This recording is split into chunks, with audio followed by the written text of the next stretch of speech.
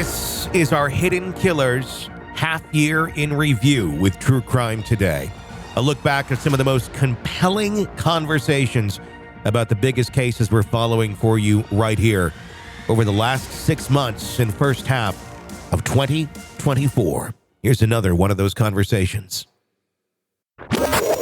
This is the Hidden Killers podcast with Tony Brueski, featuring retired FBI Special Agent Jennifer Coffindaffer. Alec Murdaugh denied a new trial, at least from this round with Judge Toll, despite the fact that a juror Z, as they were named in the hearing, flat out said, yes, Becky said these things to me. Yes, Becky's statements to me influenced my decision of guilt. And even then, Judge Toll still said, nope, I think the verdict will stand. At least that's where it is right now until it goes to another appellate court. Joining me to discuss, Jennifer Coffindaffer, retired FBI Special Agent. Jennifer, were you surprised by what we saw in court the other day? I wasn't surprised, but I want to tell you why. I wasn't surprised when we saw the hearing that led up to this hearing. And when I saw Judge Toll completely narrow in what they had to show. In other words, there was going to be no extraneous information about Hill. Hill was not going to be on trial.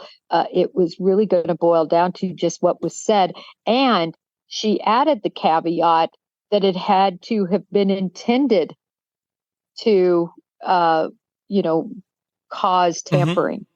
It intended to tamper, not just a thought that she said or in passing. When I saw that narrow focus, I thought, oh, my God, there's no way they're going to be able to prove that because you'd have to get into her mind. Yeah.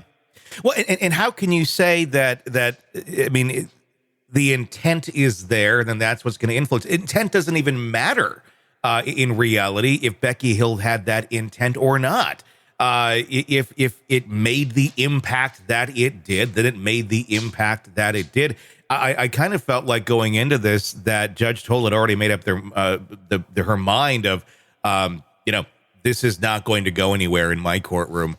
And I do halfway wonder about, did Judge Toll just not want to be the person to give Alec Murdaugh a new trial, knowing full well that, if these arguments are to be made in an appellate court down the road, it may actually go somewhere. But Judge Toll didn't want to have their name attached to this.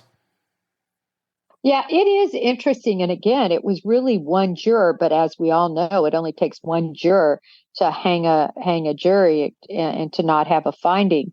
So that one juror is quite important.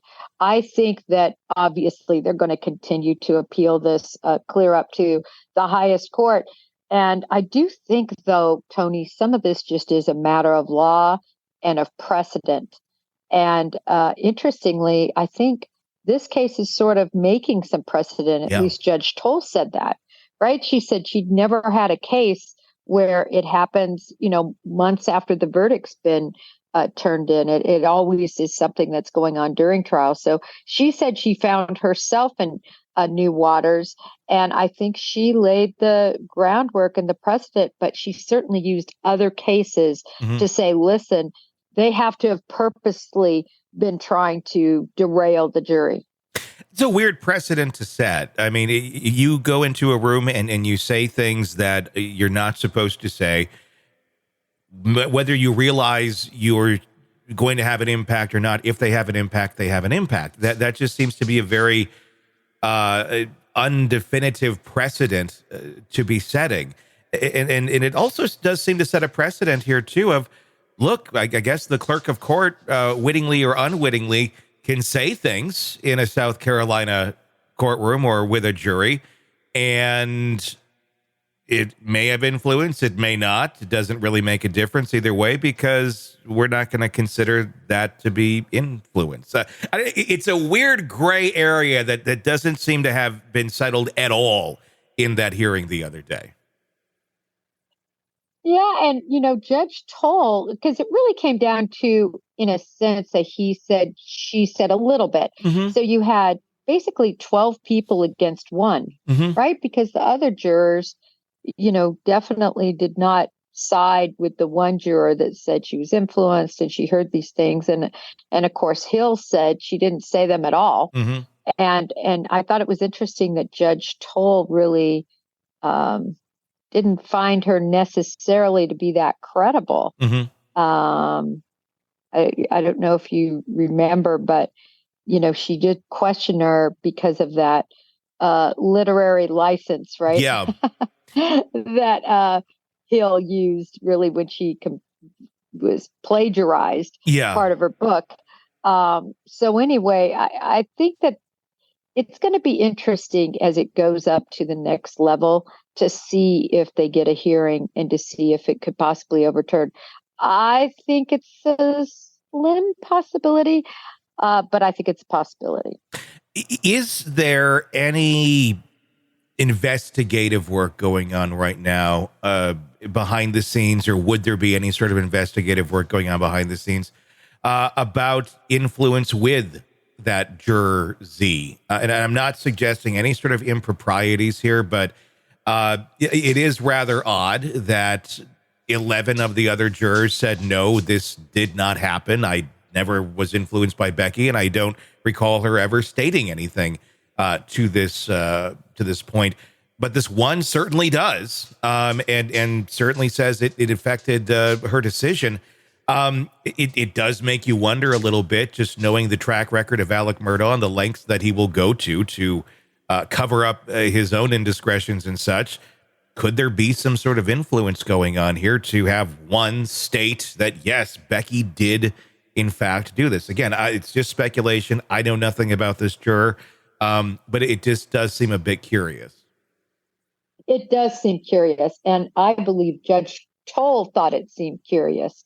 It's unusual to have everyone say one thing and one say another. But I think they'll let the sleeping dog lie. I don't really think that they're going to ramp up an investigation on this juror. Where I could see that could happen is if anything's reversed. But again, I think it's so slim of a chance because the judge who, oh my gosh, her resume was unbelievable when I was looking at it. She just has so much experience. And so I think certainly her interpretation of the law for an appellate court to overturn that is really going to take a lot. And her belief is that there was no nefarious, she didn't say anything nefariously, if she said anything at all. So I think it's going to stand. What does it matter, though? Back to that again. What does it matter if it was nefarious or not? If something was said? Well, I think the big problem is, again, it's 11-1 that anything was said. So now we not only have to believe something was said, but we have to believe this juror was truly influenced. So now we're looking at just completely believing this juror over 12 other people. And I think that's where the rubber met the road in a way with Judge Toll and her decision. Do you think as this inevitably goes down the appellate process, and there's many other courts that can hear this, Alec, by many accounts, is at least 3 more courts down the road before someone's going to say, okay, enough. Do you think he's going to get another trial? Do you think one of these other courts is going to take this up and go, yeah, look, this was said. The juror has flat out said that this affected their decision. Do you think it will work at some point in time if they keep chipping away at this? Well, if I were the defense, I'd certainly keep chipping away. I would find it unusual. I think that there is a chance. Let's say this. I give it a 10% chance that it could possibly work in terms of overturning this decision by Judge Toll. But based on her experience, based on the 12-1 information and facts that you have available, and based on the fact of the limited scope that Toll determined based on her understanding of the law, I just don't know how it could be overturned.